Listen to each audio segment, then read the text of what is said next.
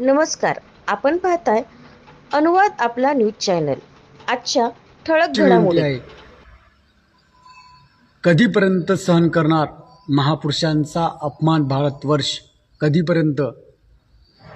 मराठी मुलींना तुकडे तुकडे करण्याचे धमक्या देणारा नराधम जयदीप नहाटा व त्याला साथ देणारे नहाटा परिवार, खिवसारा परिवार, टकले परिवार मुलींची हत्या झाल्यानंतर कारवाई करणार का? महाराष्ट्र पेटल्यानंतर, महाराष्ट्रामध्ये आंदोलन झाल्यानंतर कारवाई करणार का महाराष्ट्र पोलीस?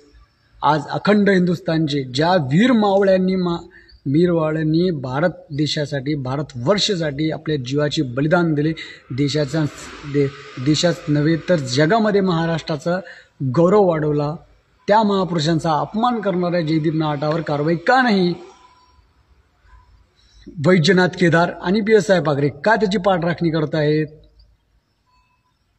काही संघटनाचे अध्यक्ष कृषीराज टकले का अशा नराधमाला वाचवत आहेत?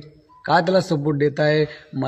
मला माझी कळकळीची विनंती आहे, 15 ऑगस्टपर्यंत या सर्व नराधमांवर कठोर कारवाई करावी. जयदीप नहाटाला साथ देणारे सुद्धा शिवद्रोही आहेत, महापुरुषांचा अपमान करणारे आहेत.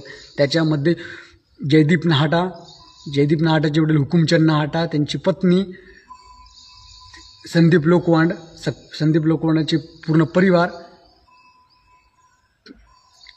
पूनम खिवसारा, श्रीकांत खिवसाराचे भाऊ निलेश धुमाळ, या व्यक्तींवर 15 ऑगस्टच्या आधी यांच्यावर तातडीने कठोर कारवाई करावी, अन्यथा 15 ऑगस्ट रोजी मी आत्मदहन करणार लोणीकण आणि वाघोली पोलीस स्टेशनच्या.